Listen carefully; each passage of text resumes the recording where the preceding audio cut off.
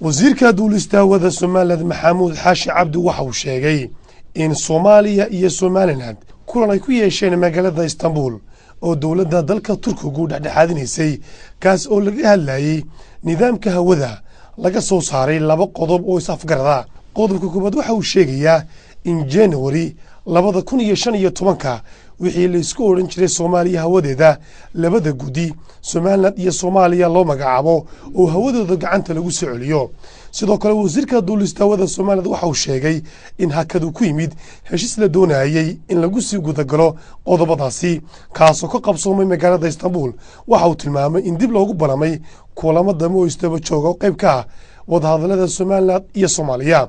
wasiirku sida waxa uu ka sheegay kadib markii uu ka soo laabtay socdaal ku tagay dalka Turkiga isaga iyo laba xubnood oo ka socday wasaaradda duulista wada Somaliland. wasiirka oo ka hadlay waxa uu yiri marka anagu umaan arkayn umana aragno gudida iyo xarunta xafiiskaasi inay kala laba meelood noqon karaan hal meel inay wada joogayaan barnaamijna halka marka waxa ka soo baxday iyagu waxay leeyihiin FRA ka hadli mayno waxa uu muhiim ah steering committee lixdii bilood mar isu yimaada inaynu wada samaysano oo hargeysan ay markaa isugu yimaadaan. waxaan u aragnaa marka qodobkaas in runtii uu ka soo horjeedo heshiiskii dooda walaaladayo anagoo ixtiraamina aragtidooda way isku marganay runtii ma aha wax u baahan in laga qariyo bulshada Somaliland iyo Soomaaliya iyo warbaahinta toona way nagu adkaatay inaan isfaham ka gaadhno halka markii arrintii ku oodantay oo iyagu leeyahay interpretation kala aanu haysanaa anaguna fasiraad kale ayaanu haysanaa oo qodobkan ah anaguna aanu kaan idin akhriyo aanu aaminsanahay